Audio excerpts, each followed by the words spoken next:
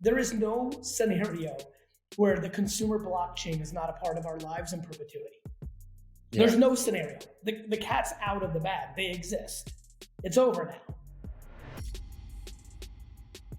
Is there like an established criteria in your mind of, hey, these are the things that I look for in a project to make it valuable of those 2%? Yeah, the only thing I look for is the founder. It's the only thing I know how to look at. Meaning there'll be tons of things that are Mark Zuckerberg, first-time founder, right? Like the Google guys, first-time founders. Sarah Blakely, first-time, And you would have missed those, but you're okay with it. Yeah. Mm-hmm. In something this volatile. This is so volatile that if you're really, first of all, you have to spend money that you can afford to lose. Like you have to. Like if you're listening right now, if you're investing in NFTs, it has to be a sum of money that you can afford to have to go to zero. People playing with their real life on something this volatile are in a very vulnerable spot.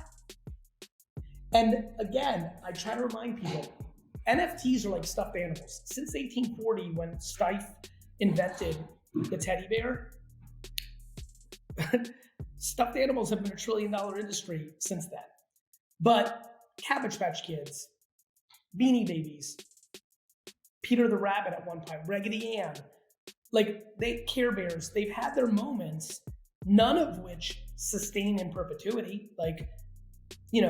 I used to buy and flip Care Bears from the 80s from garage sales.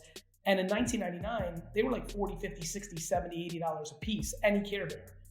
And now you can get the originals for $8, supply and demand. What I worry about is that people don't understand the macro and the micro or the nuance. You could buy 17 projects of NFTs. All of those could go from you spending $900 a piece down to $12, and NFTs can still win as a genre. It's called sports cards. It's called comic books. You could have bought $1 million worth of comic books in 1979 and not picked X-Men and Spider-Man and Superman and Batman. You might have just decided. I'll give you an example. I invested tens of thousands of dollars when I was 18 into Valiant and Image comics, all of which have gone down to basically zero. But had I spent that same $10,000 on vintage X-Men and Spider-Man and Superman comics, 20 years later, I would have done well. I picked the wrong comics, but I was right about comics. I saw back in 1999 that nerd culture was going to become mainstream culture. I was right. I was buying toys and comics. But instead of buying a bunch of Toy Biz Invisible Women and Iceman figures for $80, $90, and $100 at shows, I should have been buying Transformer Gen 1 in package. And that's what I think is happening right now with NFT land.